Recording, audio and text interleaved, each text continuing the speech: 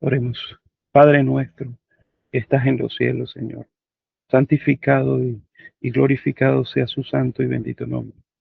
En este día, nuestro amado Dios, un día de preparación, Señor, venimos ante usted humildemente, Padre Celestial, dispuestos, Señor, a entender tu palabra, Padre. Humildemente te suplicamos, Señor, que en el nombre de Cristo, nuestro Salvador, Señor, nos concedas la gracia divina de, Señor, de tu Santo Espíritu, de la lluvia tardía, para entender, Padre Celestial, este mensaje que tú nos has estado enviando, Señor, con el propósito de prepararnos, con el propósito, Señor, de transformarnos. Gracias, Señor, porque no es solamente información profética lo que llegamos a comprender. Gracias, Señor, porque es el contemplar, Padre Celestial, eh, tu devenir, tu ir y devenir a través, Señor, del ascenso y caída de los reinos. Y cómo, Señor, estás llevando adelante en el tumulto de los eventos humanos actuales, Señor, se están cumpliendo tus propósitos. Gracias, Padre Celestial, porque este mensaje profético desvela, quita y corre el velo, Señor, y nos hace ver que a pesar de lo que parece un caos el mundo en la actualidad, sus acontecimientos y sus eventos están siendo dirigidos por ti. Y estamos, Señor, a punto de finalizar la historia de este mundo, Señor. Gran parte de aquellos que profesan ser tus hijos lo desconocen, no quieren escuchar, Señor, el mensaje que tú has tenido, pero humildemente, Señor, venimos ante ti para presentarnos y para pedirte, Padre, de que nos transforme y nos limpie. Especialmente, Señor, en este día de preparación, en preparación para las horas santas de tu santo sábado. Señor, gracias por la compañía de mis hermanos. Danos, Señor, de ese entendimiento que solamente tú puedes dar. En el nombre precioso de nuestro único Salvador, Cristo Jesús. Amén. Amén. Muy bien, mis hermanos, un feliz y bendecido día de preparación. Dios les bendiga. Gracias por estar acá. Sí. Aquí tenemos el artículo número 166. Hemos estado considerando, sí, en las mañanas, eh, continuando, sí, el estudio del libro de Daniel, estos artículos maravillosos que el Señor ha estado eh, permitiendo, sí, que podamos entender y comprender. Así que eh, hoy nos toca precisamente considerar el artículo número 166. Se titula Descifrando la profecía, la Revolución Francesa, la Rusia de Putin y el conflicto ucraniano. ¿Sí? Entonces, bueno, vamos a iniciar justamente. Sí,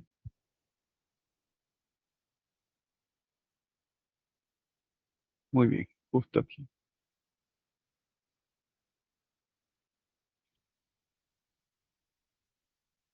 Sí, muy bien, justo acá.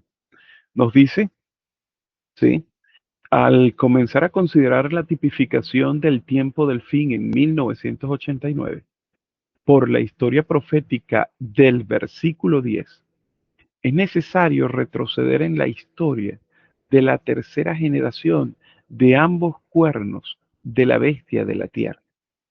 En 1913, el cuerno del republicanismo de la bestia de la tierra comenzó su generación de compromiso con el sistema bancario globalista. Y en 1919, el cuerno del verdadero protestantismo comenzó su generación de compromiso con los teólogos protestantes del protestantismo apóstata y también con la Asociación Médica Americana al rendir la acreditación de su sistema educativo al mundo. Ambos cuernos comenzaron una relación comprometida con el mundo que cambiaría las direcciones de sus respectivos mensajes a partir de ese momento. Entonces noten mis hermanos, estamos considerando, sí, precisamente estos, eh, noten interesante, ¿no? Porque el anciano Jeff nos está presentando, ¿sí? A los dos cuernos de la bestia que originalmente, ¿sí? Fueron las características proféticas que levantaron a los Estados Unidos, es decir, los principios republicanos y protestantes. Pero aquí están siendo encarnados, ¿sí? El cuerno republicano, ¿sí? En el sistema político norteamericano que finalmente tiene que renunciar al principio en la ley dominical al, a lo que es los principios políticos, ¿sí? Del republicanismo, ¿sí? Entendiéndolo correctamente, que no es el Partido Republicano, sino que es el principio de gobierno, ¿sí? Y el cuerno republicano del protestantismo, ¿no? Y nosotros entendemos que el cuerno del verdadero protestantismo, que tuvo cuatro generaciones que están tipificando la degeneración, ¿sí? Del atentismo. Estamos hablando de la iglesia adventista del séptimo día, ¿sí? Y se nos muestra precisamente en la historia cómo ambos cuernos, ¿sí? Comienzan una relación, noten, comprometida con el mundo que cambiaría la dirección de sus respectivos mensajes a partir de ese momento. Y si ustedes se dan cuenta, fíjense qué interesante, porque está marcando 1913 para el sistema, el cuerno del republicanismo, el cuerno del sistema político en los Estados Unidos, el cual entra en una asociación, un compromiso con el sistema bancario globalista, ¿sí? Y son ambas fechas, tanto para el cuerno republicano como para el cuerno protestante, son fechas que están eh, contemporáneas, ¿sí? Contemporáneas. Entonces, eh, interesante este primer aspecto, ¿sí? Ok, bienvenida, hermana Ani, Dios le bendiga. Muy bien. Entonces, en este primer párrafo nos establece esto, ¿sí? En 1913 y 1919 como el punto en el cual inicia la tercera generación para lo que es el cuerno republicano, para el sistema político, en su cómo se compromete, ¿sí? Para finalmente renunciar a los principios divinos, y lo mismo sucede con el cuerno del verdadero protestantismo, 1919. Ustedes deben recordar que esa fecha para la iglesia adventista, 1919, fue precisamente lo que se conoce como la conferencia bíblica de 1919, que marcó, ¿sí? En la iglesia adventista un punto en el cual se renunciaba aún más, ¿sí? A los principios sostenidos por la iglesia adventista que tenían relación con los mileritas. Fue una renuncia y una adopción a partir de ese punto de los principios aún más. eh, Recuerden que quienes estaban en ese entonces eran W. Prescott al frente de esta obra de compromiso y A.G. Daniels. ¿Sí? Eran algunos de esos hombres, ¿sí? Ahora, sigue diciendo, en esa historia, ¿sí? El punto de partida para el rey del norte, noten ahora, ¿sí? En esa historia, estamos en la historia de 1913 para el cuerno republicano, 1919 para el cuerno del verdadero protestantismo. En esa historia, el punto de partida para el rey del norte y el rey del sur de los últimos días también alcanzó un punto de inflexión. Noten que todo se va a unir.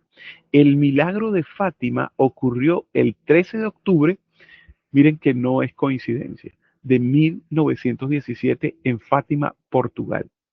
Fue la culminación de una serie de apariciones marianas presenciadas por 3 jóvenes pastores, Lucia dos Santos y sus primos Francisco y Jacinta Marto.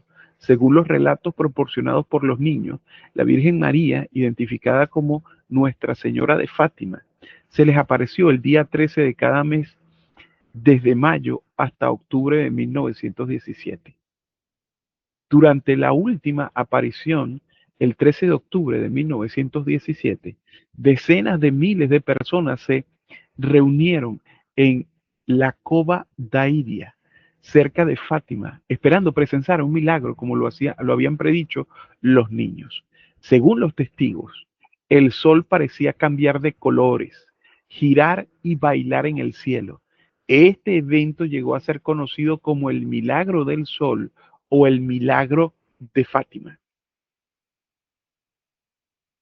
Esto, mis hermanos, está registrado, ¿sí?, en la historia. Ustedes pueden ir, ¿sí?, pueden hacer una búsqueda en internet y ver los testimonios, ¿sí?, de ese llamado supuesto milagro que ocurrió precisamente en esa fecha.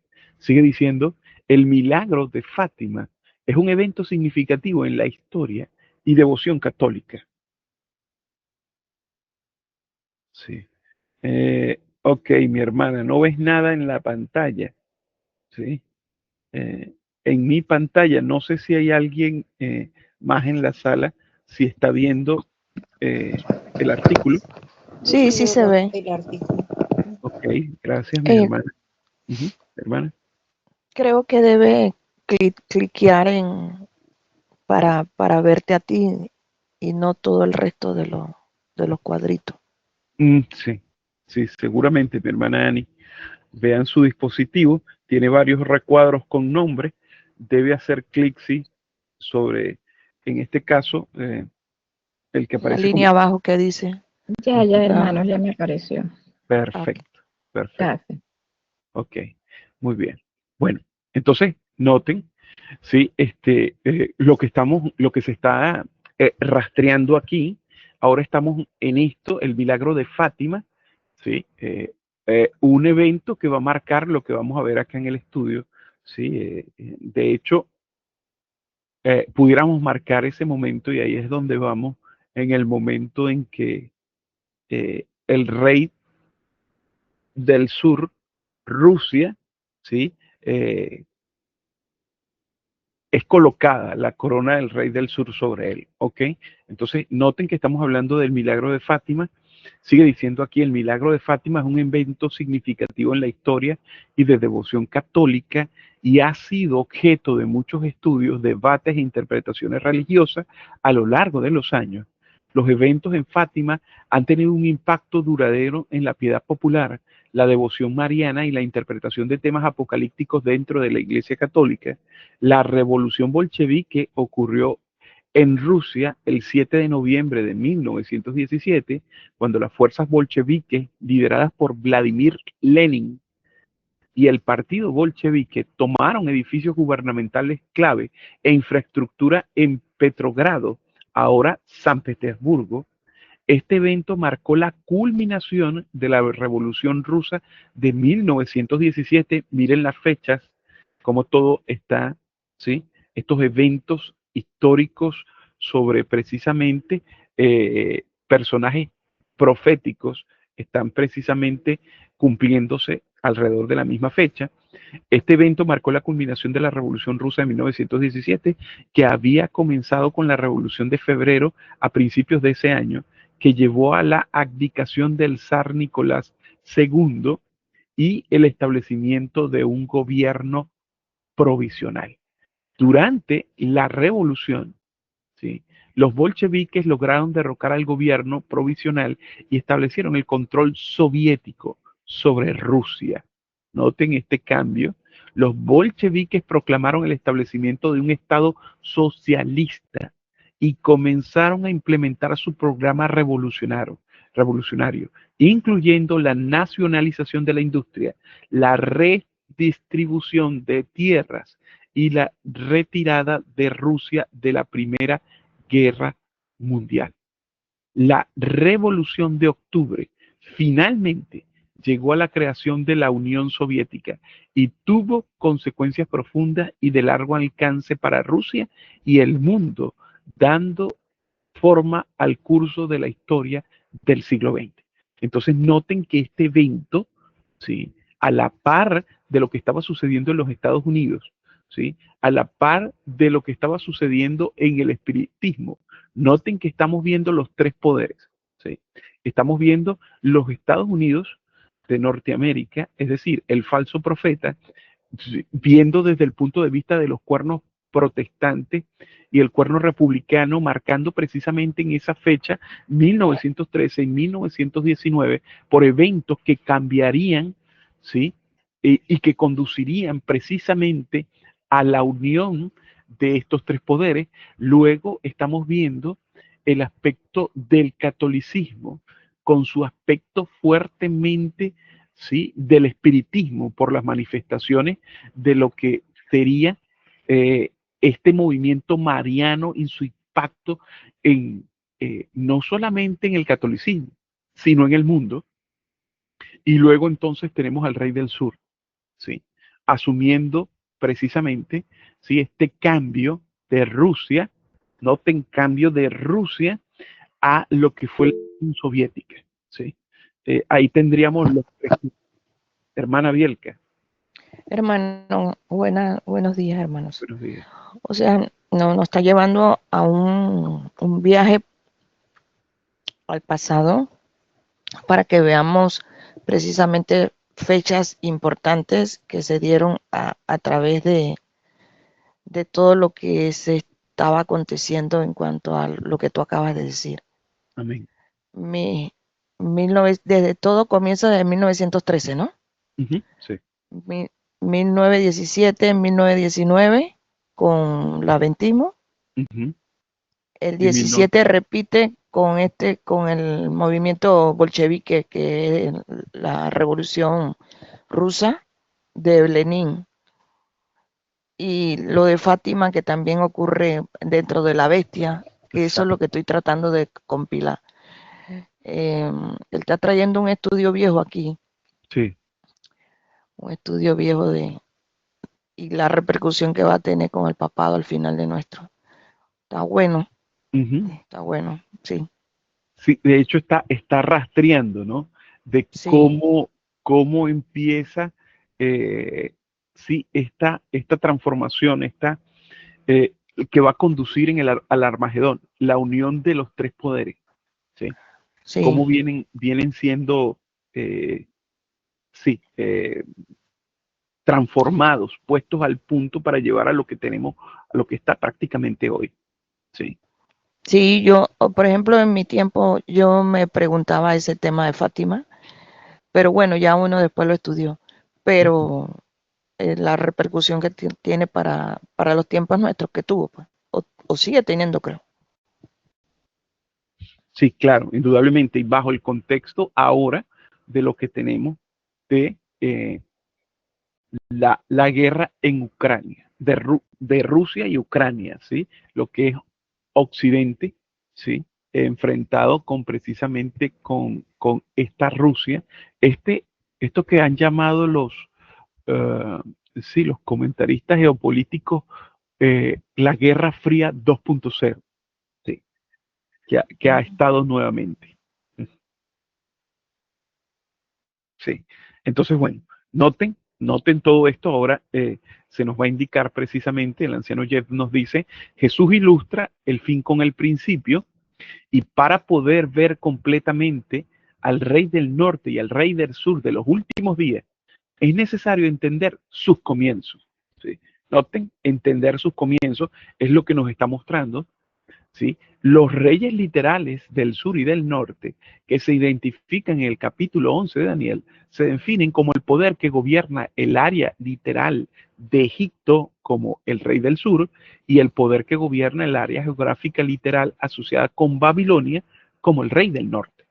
La profecía literal se transformó en profecía espiritual, escuchen, en la época de la cruz, cuando el antiguo Israel literal estaba pasando a ser el moderno Israel espiritual. La Roma pagana literal pisoteó Jerusalén literal durante 3 años y medio, desde el año 67, ¿sí?, hasta el año 70 después de Cristo. Y la Roma papal espiritual pisoteó Jerusalén espiritual durante 3 años y medio. ¿Sí? Babilonia espiritual se identifica en el capítulo 17 del Apocalipsis como la ramera que comete fornicación con los reyes de la tierra. Egipto espiritual se identifica en el capítulo 11 de Daniel como la Francia atea. Las manifestaciones modernas del rey del norte, que recibió su herida mortal en el tiempo del fin en 1798 y luego se vengó contra la manifestación moderna del rey espiritual del sur en el tiempo del fin en 1989, están representados en el versículo 40 de Daniel 11. A ambos poderes tienen sus orígenes en sus manifestaciones de los últimos días en el marco de tiempo de 1917 a 1918, que es el mismo marco de tiempo que la generación de compromiso para ambos cuernos de la bestia de la tierra. Noten que son contemporáneos, ¿sí? Estos movimientos internos en los tres poderes, ¿sí?, en el dragón, la bestia y el falso profeta, bajo el mismo tiempo. Sigue diciendo, esos comienzos deben ser reconocidos para aplicar correctamente los finales. Los comienzos del rey del norte y del sur de los últimos días comienzan en la Revolución Francesa, en 1798. Noten que ahora va a citar, sí, esto es Conflicto de los Siglos, páginas 265, nos dice: en el siglo XVI, la Reforma, presentando una Biblia abierta al pueblo, buscaba entrar en todos los países de Europa. Algunas naciones la recibieron con alegría, como mensajera del cielo. En otros lugares, el papado logró en gran medida evitar su entrada, y la luz del conocimiento bíblico, con sus influencias elevadoras, fue casi completamente excluida. En un país, aunque la luz encontró entrada, no fue comprendida por la oscuridad. Durante siglos la verdad y el error lucharon por el dominio. Finalmente el mal triunfó y la verdad del cielo fue expulsada. Y esta es la condenación que la luz vino al mundo y que los hombres amaron más las tinieblas que la luz. Juan 3:19. La nación que quedó para cosechar los resultados del camino que había elegido, el freno del Espíritu de Dios, fue retirado de un pueblo que había despreciado el don de su gracia. Se permitió que el mal llegara a su madurez y todo el mundo vio el fruto del rechazo deliberado de la luz. La guerra contra la Biblia, llevada adelante durante tantos siglos en Francia, culminó en las escenas de la revolución. Noten esto, mis hermanas, ¿sí? En este sentido, ¿sí? En este sentido, la Revolución Francesa, ¿sí?, fue el resultado de los excesos papales, ¿sí?, de suprimir la verdad. Fíjense, el surgimiento, estamos hablando del surgimiento, ¿sí?, de el rey del sur espiritual. Sigue diciendo, esa terrible explosión fue simplemente el resultado legítimo de la supresión de las escrituras por parte de Roma. Presentó la ilustración más impactante que el mundo haya presenciado jamás del desarrollo de la política papal, una ilustración de los resultados a los que, durante más de 1000 años, la enseñanza de la Iglesia romana había estado tendiendo. Entonces noten lo que dice al final. La supresión de las escrituras durante el periodo de supremacía papal fue predicha por los profetas y el revelador también señala los terribles resultados que iban a ocurrir especialmente en Francia debido a la dominación del hombre de pecado. Entonces aquí definitivamente nos está estableciendo, ¿no? Con razón que la Biblia dice que Babilonia la Grande es la madre de las rameras y de todas las abominaciones de la tierra, ¿sí? Los excesos papales de la supresión de la Biblia, ¿sí?, y en especial de la supresión de, sí, de la luz de la reforma en Francia, sí, produjo como resultado lo que conocemos ahora como la Revolución Francesa, como el inicio del ateísmo y el socialismo. ¿Sí? Adelante, mi hermana Bielke. Era precisamente eso, sí, porque ellos van como heredando. Francia hereda. Exacto. Precisamente el movimiento bolchevique se refleja precisamente porque ellos hicieron, ¿cómo se podría decir? Como era el rey del sur en ese momento, ellos no lo tal, pero el comunismo como tal, el socialismo, entonces fue heredado por Francia. Eso es lo que y es lo que hemos entendido, pues, que fue heredado y ahí precisamente ahí viene el tema de lo que yo hablaba ayer, que era el Día del Terror, una cosa así que se Sí, que era llamaba el reinado del con terror. el reinado del terror. Precisamente viene ahí viene cómo lo liga, cómo se liga, ¿no? Y el hermano creo que lo va a hacer ahora. Amén, amén. Sí, Uh-huh. definitivamente ahí es donde nos está llevando, ¿no? Ahora, noten, gracias mi hermana por tu comentario, ¿sí? Fíjense, noten, nos dice entonces, ya si este es comentario del anciano Jeff, dice, la Revolución Francesa fue producida por la supresión de las escrituras durante el periodo de supremacía papal. El nacimiento, escuchen, del ateísmo, que se convertiría en el archienemigo del papado, fue provocado por el propio papado. Noten esto, ¿no? Por eso es que es la madre de las abominaciones, ¿sí?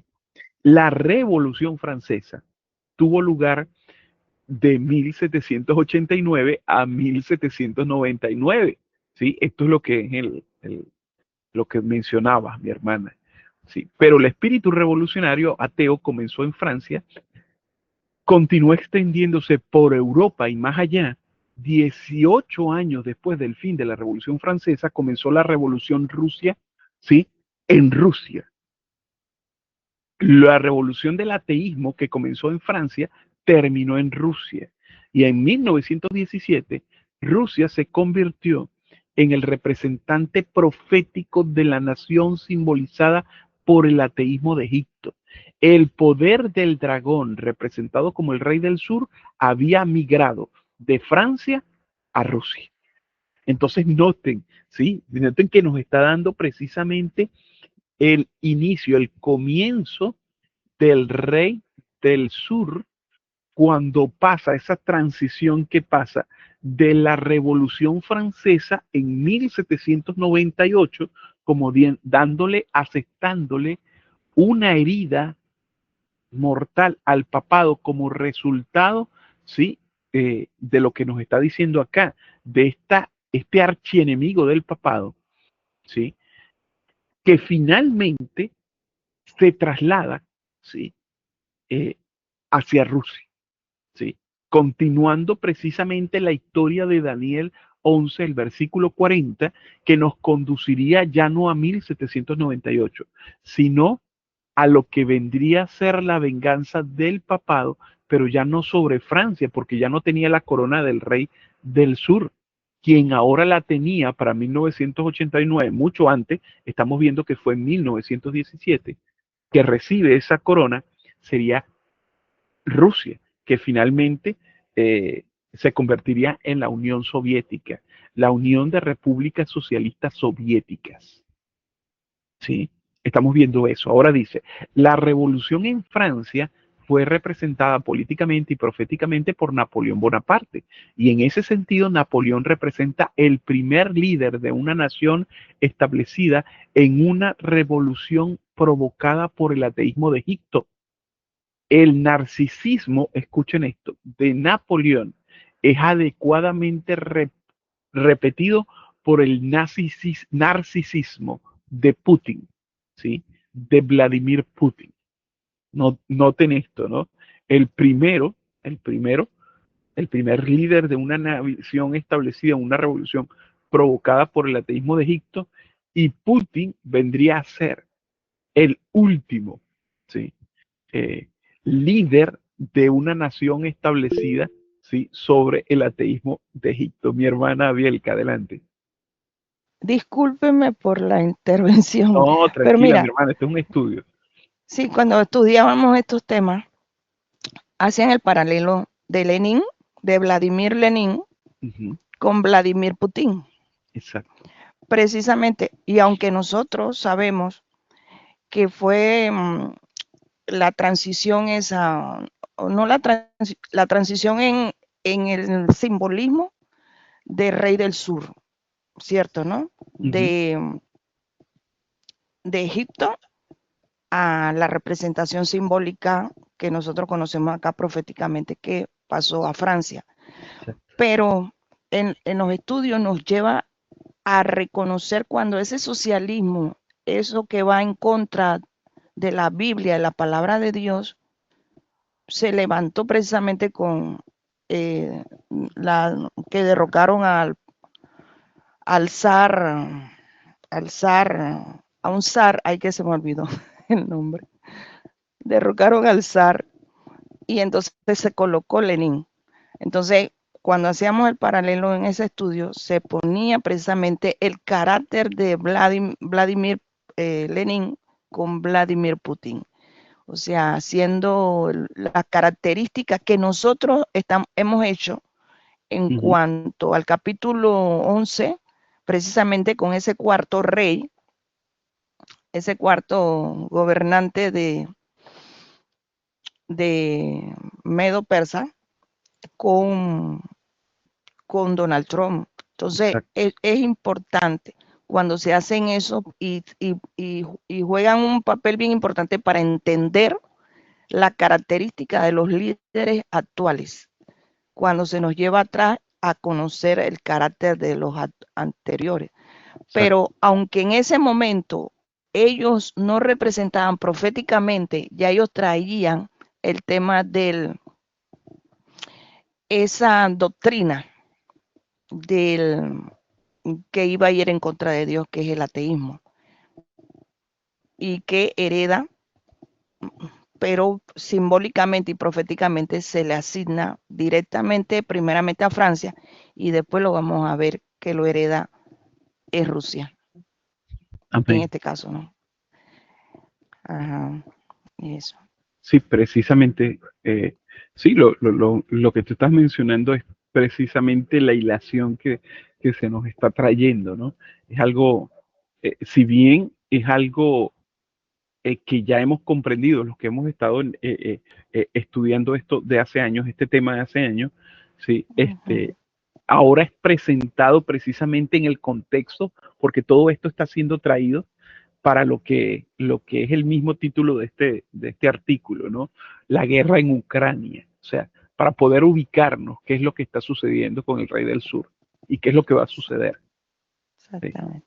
Sí.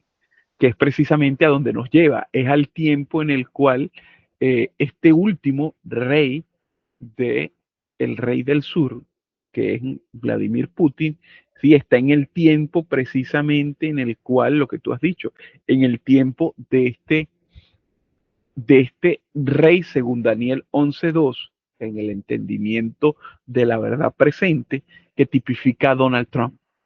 ¿Sí? Y noten, eso es lo que ha sido. Nosotros habíamos estado estudiando hace un tiempo atrás, ustedes deben recordar en alguna de las líneas que nosotros estuvimos presentando, eh, reciente, la reunión en Alaska. ¿Sí? De hecho, actualmente hay, está pautada en los próximos días, una reunión entre Vladimir Putin y, y Donald Trump para, para traer, si es posible, porque actualmente hay algo lo que se está conociendo una repetición de la crisis, hay una crisis, ¿sí? De si Estados Unidos envía le da unos misiles a Ucrania, que son los Tomahawk, ¿sí? Eh, para que ataque precisamente, tienen alcance para llegar incluso hasta Rusia, ¿sí? precisamente ese tipo de armamento tiene hasta la capacidad de llevar, sí, un cargamento nuclear, ¿sí? Y bueno, y ahora se da esto. Ahora, volvamos nuevamente al punto, pero teniendo todos estos eventos que nos están trayendo para poder ver, ¿sí? Precisamente cómo se nos está mostrando que todo está encaminado, ¿sí? A la unión triple de estos tres poderes. Nos sigue diciendo, ¿no? Napoleón era muy consciente del poder de la imagen y la propaganda, al igual que Putin, quien era un antiguo exoficial de la KGB. La KGB se especializa en propaganda. Napoleón utiliza la pintura como un medio de proyectar su autoridad, poder e imagen de liderazgo al público. Encargaba retratos a algunos de artistas más celebrados de su época, incluyendo a Jacques Louis David, a Antoine Gingras y Jean-Augustin Dominique Ingres, entre otros. Estos retratos representaban a Napoleón en varias poses y escenarios, desde retratos oficiales de Estado hasta escenas más informales. No solo servían como recuerdos personales para Napoleón mismo, sino también como herramientas para difundir su imagen e influencia tanto a nivel nacional como internacional. Putin ha logrado el mismo trabajo para sí mismo, con una multitud de imágenes de él en escenarios que rivalizan con cualquier influencer moderno en Internet. Al comienzo de la Revolución Francesa, el rey del sur, o el rey, perdón, su familia y su personal fueron derrocados y ejecutados. Al comienzo de la Revolución Rusa, el zar, su familia y su personal fueron derrocados y ejecutados. La revolución que comenzó en Francia culminó en Rusia. La Revolución Francesa es el tema de la profecía del capítulo 11 del Apocalipsis y por lo tanto la Revolución Francesa está sujeta a las reglas de interpretación profética. Jesús ilustra el final de una cosa con el comienzo de otra, por lo que la Revolución Rusa es el final de la Revolución Francesa. Wow. Entonces nos dice, Vladimir Putin representa el último líder de una nación establecida en una revolución provocada por el ateísmo de Egipto. El primer líder de Rusia, lo que mencionaba mi hermana Bielka, fue Vladimir Lenin. El nombre Vladimir es de origen eslavo y está compuesto por dos elementos, Vlad y Mir. Vlad se deriva de la palabra eslava vladeti, que significa gobernar o ejercer poder. Mir significa mundo. El primer Vladimir Lenin personifica al último Vladimir Putin, quien también es personificado por el primer líder de la revolución del ateísmo, Napoleón. Wow, noten todo esto. Después de la derrota de Napoleón, sí, creo que sí, después de la derrota de Napoleón en la guerra de la Sexta Coalición y el Tratado de Fontainebleau en abril de 1814, abdicó al trono de Francia y fue exiliada a la isla mediterránea de Elba. Se le concedió soberanía sobre la isla y se le permitió conservar el título de emperador, aunque en una capacidad mucho reducida. Napoleón pasó alrededor de 10 meses en Elba, durante los cuales hizo planes para regresar al poder en Francia. Tras su escape de Elba y su breve regreso al poder en Francia durante los 100 días, Napoleón fue decisivamente derrotado en la batalla de Waterloo en junio de 1815. Después de esta derrota, las potencias aliadas, especialmente Gran Bretaña, estaban decididas a evitar que Napoleón causara más problemas. En consecuencia, fue exiliado nuevamente, esta vez a la remota isla de Santa Elena, en el Atlántico Sur. Napoleón pasó el resto de su vida en el exilio en Santa Elena hasta su muerte en 1821. ¿Sí? Interesante esto. Putin es un representante de la vieja guardia de la KGB. La KGB fue la principal agencia de seguridad e inteligencia de la Unión Soviética desde 1954 hasta su disolución en 1991. Era responsable de la seguridad interna, contrainteligencia y recopilación de inteligencia tanto a nivel nacional como internacional. La KGB era conocida por su extensa red de espías, operaciones de vigilancia y su papel en mantener el control del régimen comunista sobre la población. Vladimir Putin fue miembro de la KGB, Comité de Seguridad del Estado, la principal agencia de seguridad e inteligencia de la Unión Soviética. Putin se unió al KGB en 1975, después de graduarse de la Universidad Estatal de Leningrado. Putin trabajó para el KGB hasta el colapso de la Unión Soviética en 1991, después de lo cual ingresó a la política y eventualmente se convirtió en el presidente de Rusia, noten, en el 2000. Su experiencia en la KGB ha tenido una influencia significativa en su enfoque de gobierno y política exterior. El primer exilio de Napoleón en la isla de Elba representa la historia de 1991 hasta el año 2000. Noten esto, cuando regresó la filosofía de la KGB, cuando Putin sea finalmente derrotado, como se representa en los versículos 13 al 15 de Daniel 11, esa segunda derrota, siendo la primera en 1989, se caracteriza por Waterloo y el segundo exilio de Napoleón, donde murió. Noten lo que se nos está mostrando acá, ¿no? El paralelismo del final de Napoleón con el final, ¿sí?, de lo que será el líder del Rey del Sur. Entonces nos dice, Napoleón infligió la herida mortal al papado en 1798 y 1799. En 1799 la Revolución Francesa terminó en Francia, pero para 1917 había llegado a Rusia en la Revolución Bolchevique. En 1917 tuvo lugar el milagro de Fátima en Portugal, y los tres niños que supuestamente se comunicaron con María y José se le dieron tres mensajes secretos. Los tres mensajes eran secretos en el sentido de que solo debían ser leídos por el Papa, el rey del norte.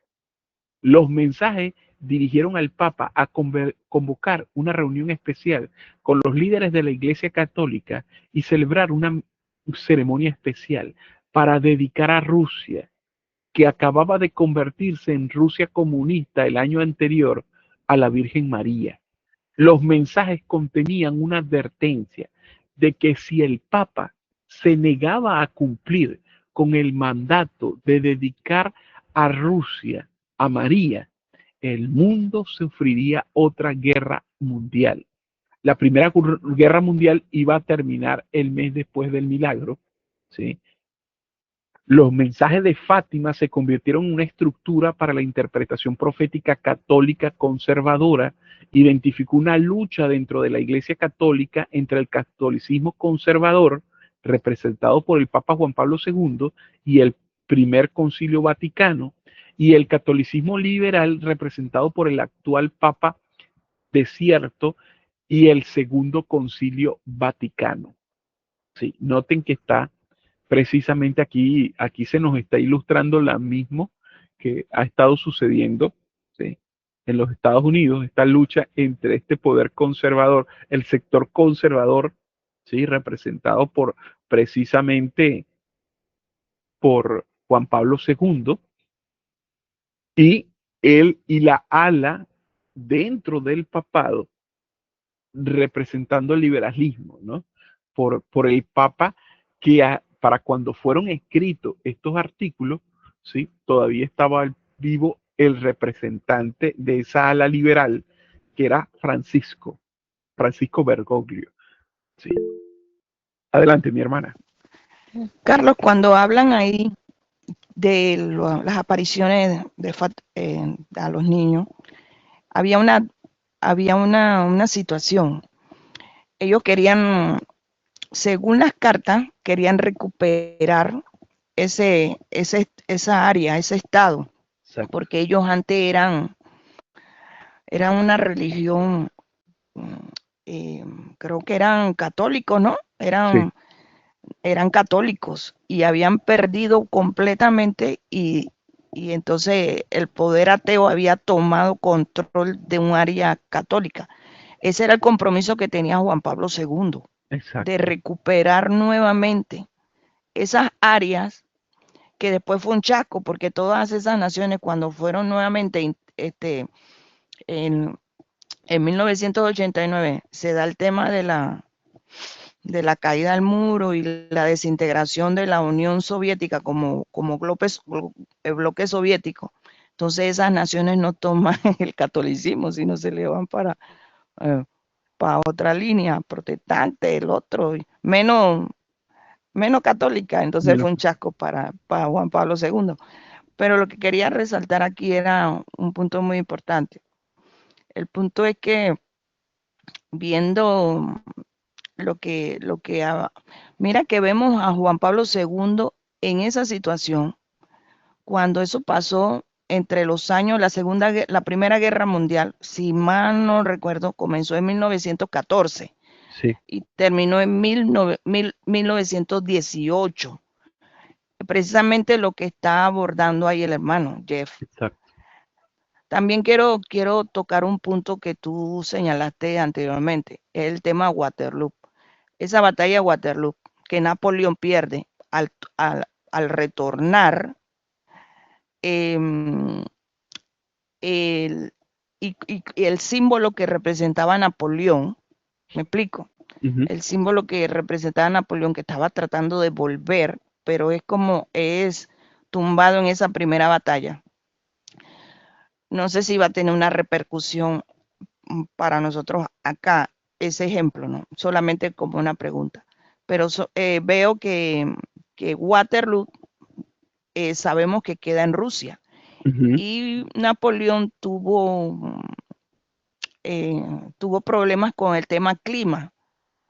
Entonces, el mismo pueblo dentro de esas áreas de Rusia, no les daban comida y todo ese ejército de Napoleón eh, tuvieron que huir y muchos murieron de hambre, por el frío, no tomaron en cuenta el tema del clima.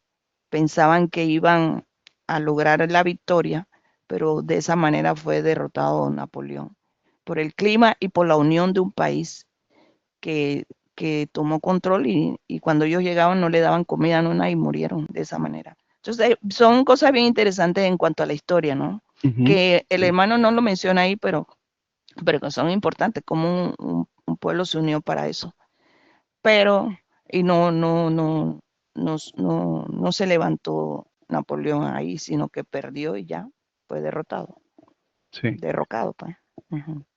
Sí, interesante, ¿no? Eso que llama la atención, porque, claro, según lo que estamos viendo acá y como nos lo está presentando el anciano Jeff, y que está tomando la figura y está estableciendo la figura bueno, ya está establecida, proféticamente hablado, la figura de Napoleón. Pero cómo es su final y cómo es su intento de recobrar, de volver a su antigua extinta Revolución Francesa, retornar. Es el Ujú. intento que estaría marcando, ¿sí? Lo que es la hora de Putin a partir del 2000, que es de regresar, ¿sí? A su antigua, a Rusia, a su antigua ex Unión Soviética, ¿sí? Y ¿Qué es que lo que va, está tratando de hacer? exacto, Recuperar todas esas regiones perdidas a través de 1989, pero sabemos que no va a ser así, exacto, no lo va a lograr. Ni que, siquiera el rey vemos como también el rey del norte, en este caso Juan Pablo II, representando el sistema, trata por medio de revoluciones internas, que fue lo que pasó él tratando de recuperar esas regiones que antes eran católicas, pero porque se volvieron por Lenin y por el otro era, eh, son dos líderes que aparecieron en ese tiempo, Lenin y Stalin. Y Stalin, sí. Stalin. Entonces, llevaban la línea socialista comunista, o sea, siguiendo la línea de Carlos Marx, que todas esas cosas están ligadas, la verdad, porque es una doctrina, una ideología levantada por Carlos Marx, que más bien era alemán. Pero bueno, vemos todas estas cosas. Lo que me llama la atención también aquí es los símbolos de esos poderes, las imágenes o los símbolos de animales que ellos usan. Rusia Okay. es oso. Un oso. Y Francia un gallo. O sea que cada uno un gallo. Ok. Es un gallo. Te lo digo por el tema de que sabemos nosotros en Panamá, ellos trataron de construir el canal de Panamá, que fracasaron. Y en honor a los inicios esos, ellos nos regalaron un obelisco y que tiene su gallo arriba. Okay. En memoria de lo que ellos trataron de hacer acá en Panamá. Pero que al final quedó siendo el águila el que lo hizo, ¿no? Que es Estados Unidos. Estados Unidos, ¿verdad? Sí, es Tremendo. interesante. Sí, sí. Muy bien, gracias mi hermana por el comentario. Noten, sí, recordemos que estamos en eso, cualquiera de los que estamos acá en esta sala, que estamos en este estudio, podemos hacer comentarios, o sea, añadir, podemos, sí, pues intervenir, así que estamos precisamente porque esto es un estudio, sí, estamos estudiando estos artículos, este es el objetivo de estas reuniones, es un estudio, no es una predicación, no es una presentación de alguien específicamente, sino que estamos juntos eh, en este deseo de estudiar este material. Y por lo tanto está totalmente abierto, ¿sí? a comentarios. Ahora, volviendo, ¿no? Sigue diciendo, ¿no? En los mensajes de Fátima, el buen papa era el papa blanco y el mal papa era el papa negro, ¿sí? Notenlo esto, aquí es donde viene esto, lo del papa blanco, el papa negro. El buen papa, el papa Juan Pablo II, era el papa conservador, que identificaba a la Virgen de Fátima como su ídolo guía. Y el mal papa es el papa despierto, que también rechaza cualquier mensaje de la llamada Virgen María. Cuando visitas el santuario de Fátima, Portugal, al entrar en las instalaciones, la entrada está situada entre dos estatuas gigantes de un papa negro de un lado y un papa blanco en el otro lado, representando así la lucha interna identificada en las profecías de Fátima. El otro elemento de los tres mensajes secretos de Fátima fue su énfasis en la guerra del catolicismo, el rey del norte, y el ateísmo, el rey del sur. Sin reconocer que la guerra del catolicismo y Rusia atea es un tema de la profecía satánica que dirige un gran porcentaje del catolicismo, es difícil, si no imposible, entender el apoyo de la Iglesia Católica que brindó a la Alemania nazi durante la Segunda Guerra Mundial. La batalla de Leningrado, que duró desde el 8 de septiembre de 1941 hasta el 27 de enero del 44, durante la Segunda Guerra Mundial, fue uno de los asedios más largos y brutales de la historia. La batalla de Stalingrado, que ocurrió desde el 23 de agosto de 1942 hasta el 2 de febrero del 43, es a menudo considerada como la batalla más sangrienta y significativa de la Segunda Guerra Mundial. Resultó en inmensas bajas en ambos bandos, con estimación de más de 2 millones de bajas totales, incluyendo muertos, heridos y soldados capturados. La batalla de Stalingrado también marcó un punto de inflexión en la guerra, ya que resultó en una victoria soviética decisiva sobre el ejército alemán y llevó a la eventual derrota de la Alemania nazi. sin reconocer que la guerra de la Alemania nazi contra Rusia, especialmente en las dos batallas recién mencionadas, es difícil entender el papel de Alemania como aliado secreto de la Iglesia Católica.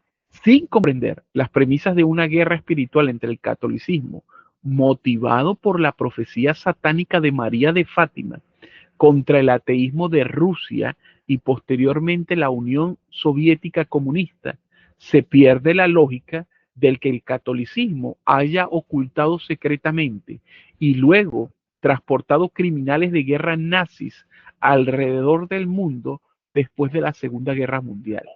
Los nazis fueron el ejército proxy del catolicismo en su lucha contra Rusia.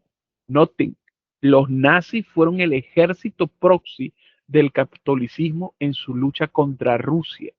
En esta lógica profética, que Putin, el líder de la Rusia atea, está involucrado en una guerra en Ucrania, cuyos líderes son abiertamente conocidos por ser nazis. Las tropas terrestres de la guerra de Fátima, contra el ateísmo de la Segunda Guerra Mundial, en adelante son el fascismo y el nazismo. Por supuesto, aunque esta realidad de los líderes del gobierno ucraniano está bien documentada, la manifestación moderna del Ministerio de Ilustración Pública y Propaganda del Reich de Hitler, es decir, los medios de comunicación principales, han descubierto estos hechos lo mejor que han podido. El nombre Ucrania, noten esto, se deriva de la palabra eslava Ucraina, que significa tierra fronteriza, el borde. El término históricamente se refería a las regiones fronterizas de la Rus de Kiev, el estado medieval que precedió a la Ucrania moderna, y está situado en la encrucijada entre Europa del Este y Eurasia. A lo largo de la historia ha servido como un punto de encuentro entre diversas culturas, civilizaciones e imperios, incluyendo el Imperio Bizantino, el Imperio Otomano, el Imperio Ruso y otros. Su ubicación estratégica lo convirtió en una región fronteriza que experimentó interacciones culturales, políticas y militares significativas. Durante el periodo medieval, Ucrania fue la región fronteriza de la Rus de Kiev, que era un estado poderoso que abarcaba partes de la Ucrania, Rusia y Bielorrusia modernas. A medida que la Rus de Kiev se expandía y contraía con el tiempo, sus fronteras a menudo cambiaban y Ucrania permanecía en la periferia del estado. Después del colapso de la Unión Soviética en 1989, como se representa en el versículo 10 de Daniel 11, los versos 11 y 12 identifican una batalla donde el rey del sur se venga y prevalece sobre el rey del norte. Esa batalla se libró en Rafia, que era la frontera de los dominios del rey del sur y el rey del norte. La batalla de Rafia, que tuvo lugar en el año 217 a.C., proviene del nombre de la ciudad cercana de la cual ocurrió la batalla. Rafia era una ciudad ubicada en la región costera de la antigua Palestina, cerca de la frontera entre el reino ptolomaico de Egipto y el imperio seleucida. En el momento de la batalla, la frontera entre el reino ptolomaico de Egipto, gobernado por el rey Ptolomeo IV Filopator, y el imperio seleucida, gobernado por el rey Antíoco III, se encontraba en las cercanías de Rafia. La batalla se libró cerca de esta región fronteriza, ya que ambos bandos buscaban afirmar su control sobre territorios estratégicos en Levante.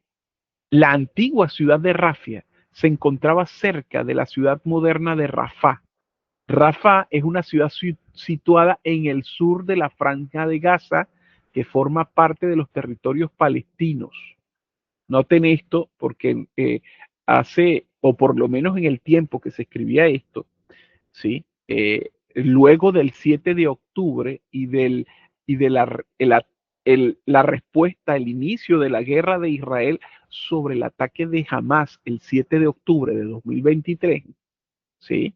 Y que fue el comienzo del ataque y de la destrucción de la franja de Gaza por parte de Israel. Rafah fue esta ciudad, ¿sí?, al sur de la franja de Gaza, que forma parte de los territorios palestinos, y fue el, el espacio donde la gente, los gazatíes, pudieron huir, ¿sí?, mientras que estaban siendo destruidos su territorio y jamás, ¿sí? Es decir, se encontraban más de 2 millones de gazatíes precisamente en Rafah cuando esto se estaba escribiendo. Y en un momento ustedes lo van a ver, ¿no? Entonces nos dice, después de la victoria de Ptolomeo en Rafia en el año 217 a.C., inició persecuciones contra los judíos en Jerusalén y también en Egipto. La victoria fue efímera y él encontró su Waterloo, por así decirlo, en los siguientes 3 versículos. El versículo 13, el rey previamente derrotado del norte regresa, y para el versículo 15 abruma al rey del sur.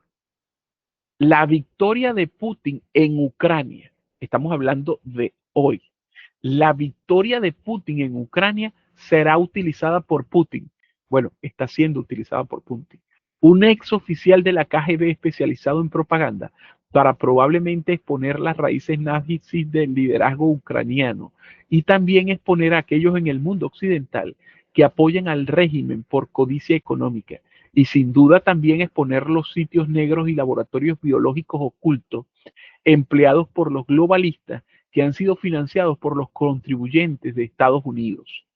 Esas revelaciones destruirán los puntos de discusión actual de los globalistas mundiales y también de los líderes demócratas en los Estados Unidos. Esa victoria para Putin proporcionará el mandato para el 8º presidente. ¡Wow! Esto se cumplió, mis hermanos. Se cumplió, que es de los 7 para asumir su papel como el déspota profético que llega a la historia justo antes del versículo 16. El versículo 16 es la próxima ley dominical que se acerca. ¡Wow!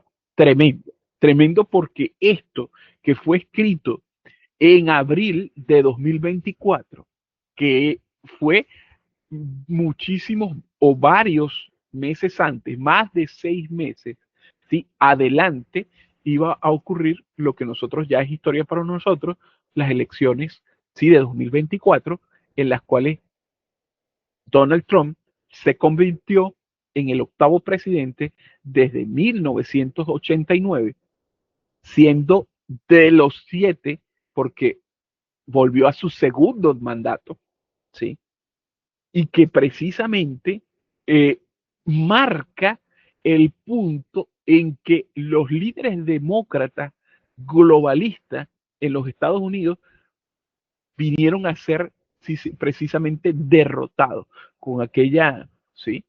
Y noten lo interesante, porque aquí Jeff, de manera basado en las líneas proféticas, lo que ya hemos visto antes, basado en el estudio profético,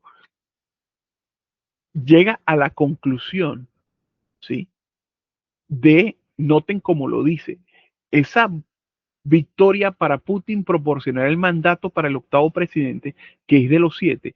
Entonces, escuchen, para asumir su papel como el déspota profético que llega a la historia, justo antes del versículo 16. ¿Quién es ese déspota profético? Es Donald Trump. Es Donald Trump. Esto lo está diciendo, ¿sí?, ya hace más de 2 años el anciano Jeff. Y hoy tenemos a Donald Trump, el 8º presidente, y es significativo lo que ha estado sucediendo en los Estados Unidos. Tanto, mis hermanos, tanto es así, ¿sí?, que actualmente, vuelvo e insisto con esto, tenemos un cierre del gobierno de los Estados Unidos, hablando económicamente, que está siendo utilizado por Donald Trump. Incluso, miren, en el primer mandato hubo 35 días de cierre. Saben que actualmente hay analistas que creen, y esto sacándolo del ámbito profético, pero analistas que creen que el cierre del gobierno va a ser mucho más largo. Algunos lo ven, ¿sí? Que Estados Unidos ha entrado en una fase en la cual el presidente, yo no sé si ustedes han visto lo que el próximo año, el 2026, marca el aniversario 250 desde 1776, la Declaración de Independencia. Y Donald Trump ya ha anunciado la construcción de lo que algo que se llama el Arco del Triunfo en Washington, ¿sí? Que es el Arco del Triunfo de una réplica, ¿sí? Una réplica de del Arco del Triunfo de Constantino. Algunos piensan, mis hermanos, que esto del cierre del gobierno, que es tan solo una evidencia de que sí, Donald Trump, Estados Unidos ha entrado en una fase de esto, en una fase de un cambio en su forma de gobernar, ¿sí? De que estaría marcando un tiempo en el cual cambiaría el sistema político de los Estados Unidos y tendríamos nosotros, con la figura de Donald Trump, tendríamos a un emperador, ¿sí? Justo en el trono. Sí, pero bueno, eso nos los dirá, nos los marca la profecía y los eventos nos los están marcando. Ahora, volviendo nuevamente, ¿sí? Tenía una llamada hace un momento, pero no puedo atender. Sí, sí, sigue diciendo, nos dice aquí en el versículo 13, el rey del norte, estamos en Daniel 11:13, ¿sí? El versículo 13, el rey del norte reagrupa su ejército.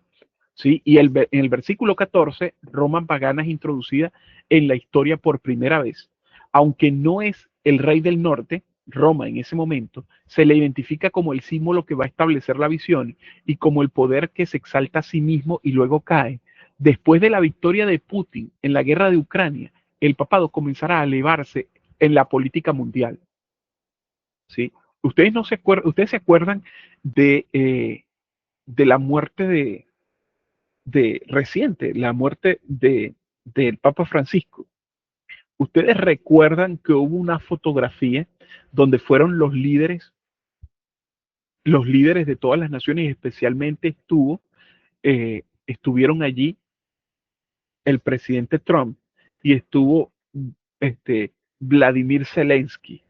Y yo no sé si ustedes recuerdan que hubo un momento en que tuvieron el primer contacto, ¿sí? El primer contacto después de lo que había sucedido en la Casa Blanca, ¿sí? De aquel encontronazo que tuvieron, ¿sí? Y precisamente de fondo, en las puertas de la Basílica de San Pedro, pusieron dos sillas en las cuales se sentó Donald Trump y esa fue la foto, esa fue la foto de portada donde Donald Trump y Zelensky se dieron las manos, ¿sí? Para subsanar el conflicto que habían tenido en la Casa Blanca, ¿sí? Y la foto de portada fue esa, el fondo, las puertas de la basílica allí y las dos sillas. De hecho, quien estaba allí junto en ese momento y estaba como para representar a Europa era el presidente Macron.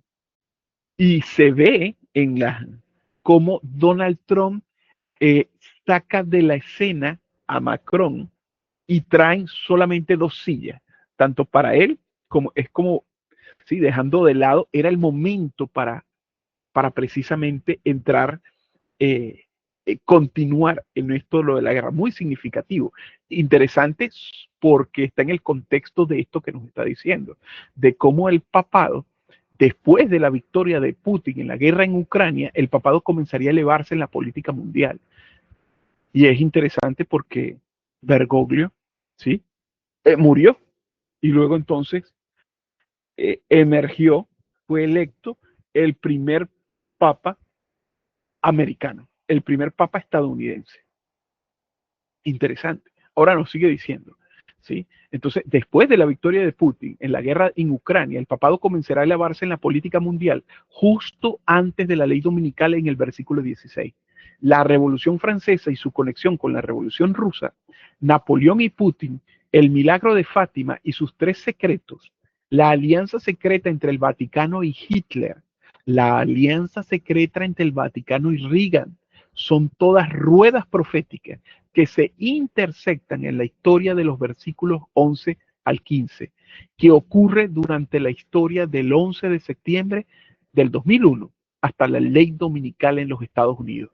Era importante proporcionar un breve resumen de estas ruedas proféticas antes de abordar el el versículo 10. ¿Sí? Sí. Ahora, déjenme ver, tenemos todavía, ¿sí? Eh, sí, tenemos gran parte de lo que vendría siendo el artículo, ¿sí? Noten que acá está, sí, justo aquí, sí,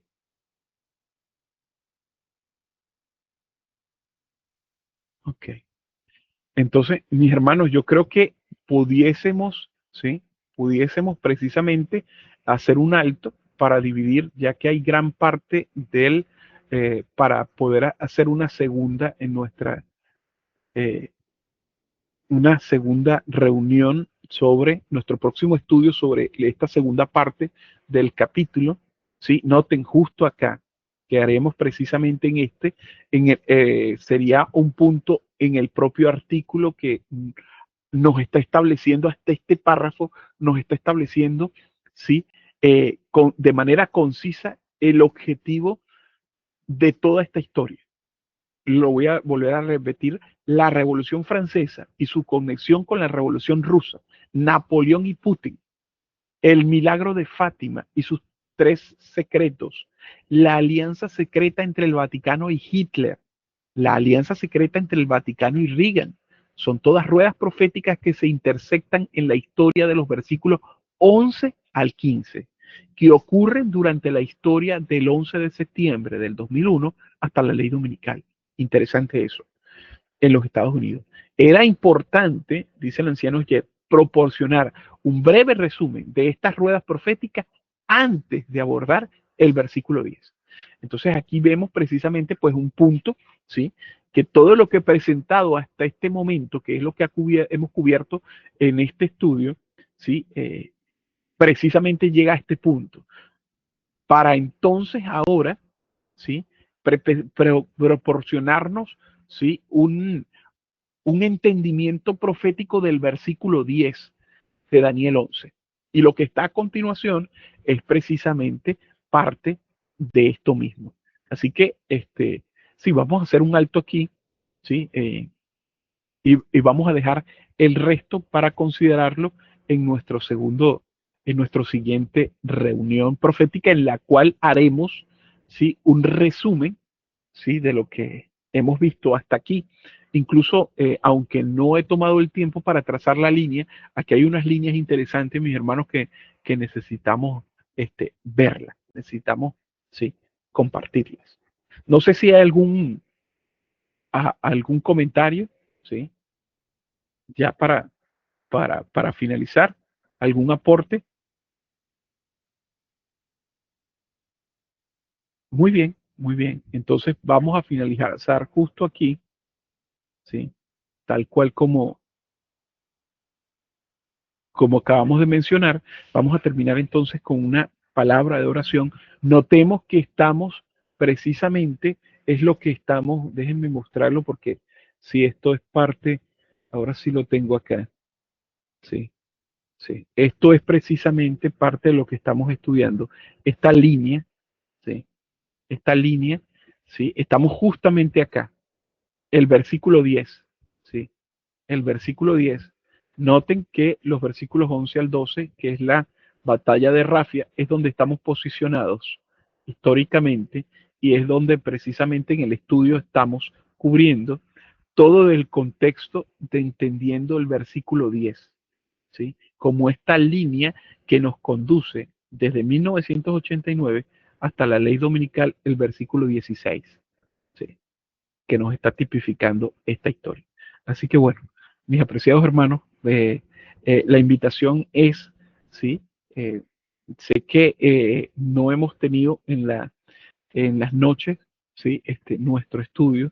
Espero con la ayuda y el favor de nuestro Dios, ¿sí? Poder estar transmitiendo ahora, luego de la redesección de sábado, ¿sí? Para en el caso de los horarios de Colombia y Panamá, ¿sí? Este, y bueno, para nosotros acá también, poder entonces volver a un estudio, estaremos considerando otro de los estudios que hemos estado llevando precisamente de toda esta temática. Así que la invitación es, si el Señor no nos permite, ahora, ¿sí? En horas luego ya del día de reposo. Muy bien. Vamos entonces a tener una palabra de oración para finalizar. Oremos. Padre nuestro que estás en los cielos, santificado y glorificado sea su santo y bendito nombre. En esta hora, Señor, queremos darte las gracias, Padre Celestial. Señor, gracias por este mensaje profético. Gracias, Señor, por este entendimiento, Señor, de tu palabra, de cómo, Señor, siguiendo los principios correctos de interpretación que has dejado en tu palabra y en el espíritu de profecía, Señor, podemos ver y entender el capítulo 11 como siendo, Señor, estando tipificando en cada una de sus pasajes, de sus historias, sí, tú tipificando para nosotros el cumplimiento final de los versículos 40 al 45. Tipificar, Señor, los eventos actuales que estamos precisamente siendo testigos. Señor, humildemente, al ver este entendimiento profético, definitivamente vemos, Señor, cómo es cada vez más estrecha, Señor, tu revelación profética. Es que es el intento, Señor, de alcanzar a tus hijos justamente y advertirles, como dice tu palabra, justamente antes de que ocurra el evento que está delante de nosotros. Señor, la ley dominical. Evento, Señor, que traerá el fin, el momento en el que el adventismo será juzgado, en que nosotros, Señor, con movimiento seremos juzgados. Señor, te pedimos, Padre Celestial, que tengas misericordia de nosotros. Señor, purifica nuestras almas, Padre Celestial. No queremos seguir, Señor, teniendo relación con el pecado. Transforma, Señor, nuestro corazón, que es la fuente de nuestros pensamientos y de nuestras acciones. Señor, por favor, tómalo como enteramente tuyo. Señor, santifícalo y purifícalo. Señor, por favor, queremos someter nuestra voluntad a ti. Señor, decirte, Padre Celestial, que vengas hoy a nuestro corazón y Señor, tomes el control de nuestra vida por completo. Hazlo, Padre Celestial. No queremos, Señor, ser encontrados entre los que serán hallados faltos.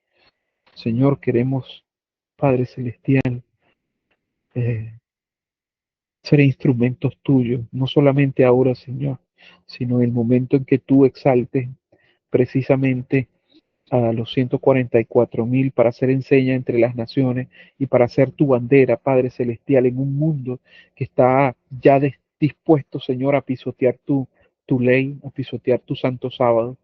Permite, Padre Celestial, que seamos de aquellos testigos que, Señor, se mantendrán leales y firmes cuando el resto del mundo, Padre Celestial, se una en apostasía en contra de tu verdad.